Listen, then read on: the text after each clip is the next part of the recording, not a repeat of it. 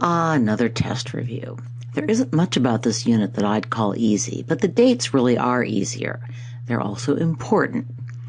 Basically, in Italy, the Proto-Renaissance period is the 14th century, or the 1300s. The early Renaissance is the 15th century, or the 1400s. Note that the lives of Cosimo de' Medici and his grandson Lorenzo pretty much span this century, and that it opens with the Bronze Door competition and more or less closes with Leonardo da Vinci. Leonardo is usually classed as a high Renaissance painter, but really the Last Supper is on the cusp. The Northern Renaissance is contemporaneous with the early Italian Renaissance. In other words, it's the 1400s. The first half of the 1500s or the 16th century is the time of the High Renaissance and our superstars. Note that these dates are clumped together in the first few decades of the 16th century. The Reformation also began in these years and spread throughout Northern Europe during the 16th centuries. The wars of religion will end in the following century, specifically in 1648. By then we'll be in a new unit.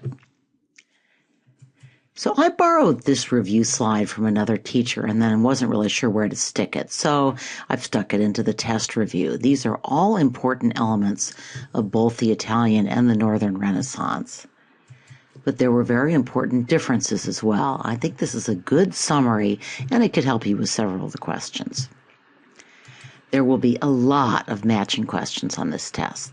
Artists have become much more important. We're much more likely to know artists by name. And of course, the role of artists has changed in this period. You also need to know the difference between works in fresco, tempera, and oil. Then there are all those technique questions about perspective painting and printmaking. The good news is that every single matching question is already up on Moodle. You can practice them as many times as you want before the test. So here's something new in this particular test. There will be 5 attribution questions where we'll give you a work that you probably haven't seen and ask you to attribute it to an artist or maybe to an art historical period, such as, for example, the High Italian Renaissance. So, just to practice, who painted this scene of the Rhone River at night? Probably the same guy who painted Starry Night. Vincent van Gogh. They share an expressionist vision of the night sky, those strong, loose, swirling, and parallel brushstrokes, and even a color scheme. These attribution questions will, as I said, be a feature of most unit tests from now on. So, what are the qualities that set the paintings of Venice, including the paintings of Titian, Venice's most famous painter, apart from other Renaissance paintings? Who is an important 16th century patron of the arts? And this portrait by Raphael offers you a very large hint. So, you know the drill. These are random questions. I'm sure you all recognize the bronze image on the left, but what about that image on the right? Hint, they were created by the same sculptor, and I did talk about the one on the right a little bit in my podcast. Both sculptors exhibit what similar quality? Pay attention to the stance that each figure exhibits. In what city were both sculptures created? Which is basically a question about where Donatello worked. As you've probably guessed, this is an old AP question or set of questions, and I kept it because I could imagine the work on the right showing up in some sort of an attribution form. The nudity of the figure on the left harks back to what earlier era? And why weren't nude sculptures made between the classical era and the early Renaissance? Well, one reason is that they generally depicted pagan gods, and the church frowned on any suggestions of paganism. During the early Christian and medieval periods, the attitude becomes a little looser in the Renaissance. The church was also less inclined to celebrate the human body, more committed to celibacy and sexual purity. So one of those is going to be the right answer. So I'm moving to a different set of questions, but I'd note that some of them come from the recently released practice test. In other words, the College Board is expecting you to know the work on the right, even though it didn't show up on the list. So, both sculptures depict whom? That should not be a hard question. And where were both figures produced? Same city. The pose of these figures goes by what term? Note that this is basically a repeat question. How do the figures differ from medieval statuary? I've given that one away. Both sculptures recall works from what earlier era? I've given that away too. How does the work on the left revive classical interpretations of the male figure? How does the work on the right represent a high Renaissance ideal? I don't think you're going to find any of these old AP questions particularly hard. They're really easier than the ones you will encounter on the new version of the test. Here's one that's a little tougher. What element makes the marble sculpture innovative? In other words, how does the sculptor choose to depict the subject somewhat differently than the sculptor of the statue on the left? I talked about this in my podcast. Think about the moment each artist chooses to capture and how they capture that moment. A related question, which is actually a new one from the College Board. In what way could the sculpture on the right be seen as a response to the sculpture on the left? In other words, what is the difference besides medium in the way the artist chose to approach the subject? The sculpture on the left was moved twice. Where was it placed originally? Where was it moved before it was again moved to a museum? And this actually is important because it goes to patronage and also to the political purposes of the statue. There are lots of questions on this painting. You may want to review your notes. So let's start with the basics. Who painted it? It dates toward the end of which century? Be careful here and remember what I said about keeping your early and high Renaissance artists and centuries straight. Who was the patron of this work? Who is the central figure in the painting? That's the naked lady standing on the cockle shell. Her pose is derived from what earlier source? I talked about that in my podcast. What made this central figure innovative for her time? And the painting is noteworthy for its fill in the blank. I don't think you'll find it hard. Recall that unlike many early Renaissance painters, Botticelli was not especially interested in mathematical perspective, geometry, or natural science, but he was a master of line. So again, I don't think you'll find it hard to identify the correct answer, even if you ignored all these hints. Who denounced this and other Botticelli paintings and may actually have persuaded Botticelli to destroy some of his works? This came at the very end of the podcast. If you didn't get that far, you want to go back and finish it. So there's one more question about this work, and it's one I thought was a little tricky, although I did talk about this briefly in my lecture, and it showed up, I believe, in the Khan Academy materials as well. So, what philosophical school of thought may have influenced Botticelli? And I'm about to give you one of my freebies for those of you who watched the test review. There's actually quite a lot of debate over the philosophical meaning of this painting, but some scholars believe that the paintings reflect Neoplatonism. The famous Medici Academy, for example, was also called the Platonic Academy. So here's a summary of this argument, and I admit it, it's from Wikipedia. For Plato, and so for the members of the Florentine Platonic Academy, Venus had two aspects. She was an earthly goddess who aroused humans to physical love, or she was a heavenly goddess who inspired intellectual love in them. Plato further argued that the contemplation of physical beauty allowed the mind to better understand spiritual beauty. So, looking at Venus, the most beautiful of goddesses, might at first raise a physical response in viewers. Very good-looking naked girl, but then that lifted their minds toward the creator. A Neoplatonic reading of Botticelli's Birth of Venus suggests that 15th century viewers would have looked at the painting and felt their minds lifted to the realm of divine love, or at least that might have been the intention. So here are some of the random questions that will appear in some form on the test. This image is no longer on the list, but again, I could imagine this kind of question showing up. What kind of architecture do we observe in this painting? Note that there's a logia. What is the subject matter of the painting? It's important to remember that certain elements of the Christian narrative, certain parts of the story, have acquired specific names in art. So there's the Annunciation, the Nativity, crucifixion, deposition, and lamentation or pietà. And I could imagine the College Board asking you to identify the scene being depicted in a painting or sculpture that you have not encountered before. In other words, I could imagine it as a kind of attribution question.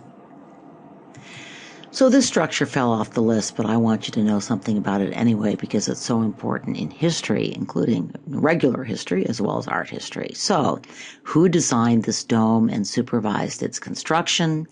And here's another freebie. It was remarkable as a feat of engineering as well as architectural design. Well, fitting both of these paintings on one slide was a little tricky. The one on the left used to be a College Board favorite. It's no longer on the list, but I talked about it, and again, I could imagine it showing up for this kind of question. Both artists were interested in using what kind of technique to depict their subjects to capture these scenes.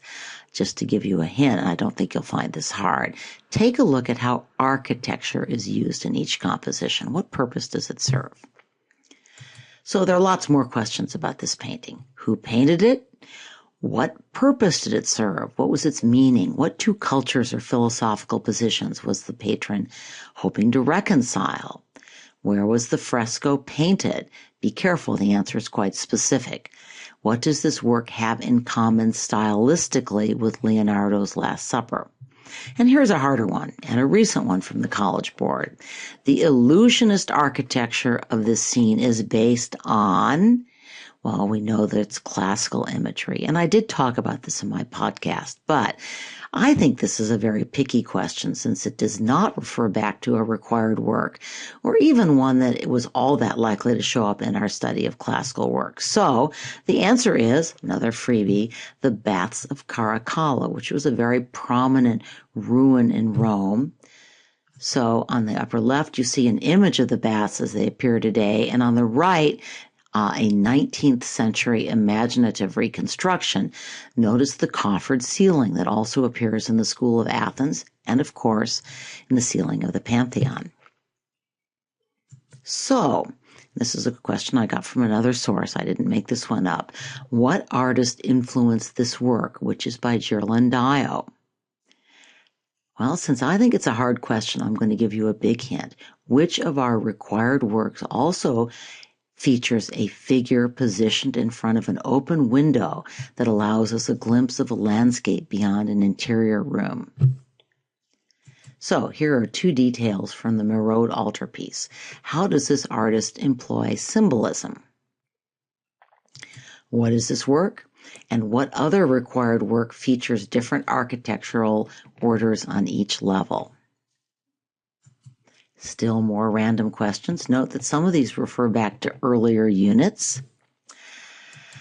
Okay, this is no longer a required work, but I decided to keep some of the questions, previous AP questions about it, and I did talk about it in my podcast because I could imagine the College Board throwing you similar questions about this or another work by a superstar, one of our superstars that was not a required work. Who is the painter? Where did he paint? And I'll give you a big hint. He's very much associated with a particular city. Also note the emphasis on color and light and the asymmetrical composition. What period does this work belong to? How does the artist create an illusion of depth? What elements of the painting create a 3D impression? How is the painting composed geometrically? This is a little tricky, by the way, although I did emphasize this point in my podcast. So I'll give you a hint. What kind of line dominates the painting? How is your eye led to the Virgin and Child? Basically, I think this is good practice for answering questions about a different work by an artist you've studied and identified elements of art that you should be able to pick up just from studying the image. Back to the tribute money on the top, no longer required work. But how are the figures in both paintings portrayed? This is getting an important innovation of the Renaissance. So look at the bodies and the play of drapery over the bodies. I don't think you'll have a hard time coming up with the answer, even though neither of these was a College Board required work. So You should know what's happening in this painting and whose authority the painting was intended to uphold. An important historical point about this period, even though this particular work is no longer on the list. Also, what kind of architecture is featured here, if somewhat imaginatively? So take a look at the figures with arches on either side of the imaginary temple. What kind of architecture is that? Still more random questions. So, who's the artist and what innovations appear in his work? And by the way, some variation on that question used to show up on the AP exam pretty much every year, and I think it's likely to show up again. Note the scene painted over the main door. What other required work, not from this unit, portrays the same content? Why did this particular patron commission this chapel? What kind of scenes are juxtaposed in the lamentation and its decorative border? This artist's solid, substantial human figures are echoed in the work of what high Renaissance painter who has bulky, buff bodies? Big hint. So, all of the following have been interpreted as wedding symbols except, ouch, you really do need to know the symbols in this painting, even though they're controversial and not all art historians accept that. This work was both dated and signed. Which other required work is also signed? And I'll give you another big hint. It is from our Islamic works. Also, recent scholarship suggests that maybe this wasn't a portrait of a wedding. What else might the artist have been recording? I actually don't think you'll find that question hard when you encounter it. So, why can this painting be attributed to Van Eyck? I'm sorry that the right-hand image isn't better. You need it to be able to answer the question, or at least understand the question, but just think about the qualities of all Van Eyck paintings, and I think the answer will not be difficult to figure out. What is the term for an altarpiece that has a centerpiece with two flanking wings? And what is the term for the lower portion of this altarpiece? So the landscape we see through the window is an actual Florentine scene. The river is identifiably the Arno River. But what school of art influenced the artist? What other religious paintings employed vivid landscapes? And this answer is from within this unit. There's another except question that requires you to look closely at the work. How does the artist use shading and shadow? What kind of personalities does he give his figures? What kinds of perspective does he use? Are there symbols in the painting? How does this painting reflect a new Renaissance approach to depicting biblical figures and saints? Whew, this is not an easy test, but I have dropped a whole lot of hints and given away more than one answer. So good luck.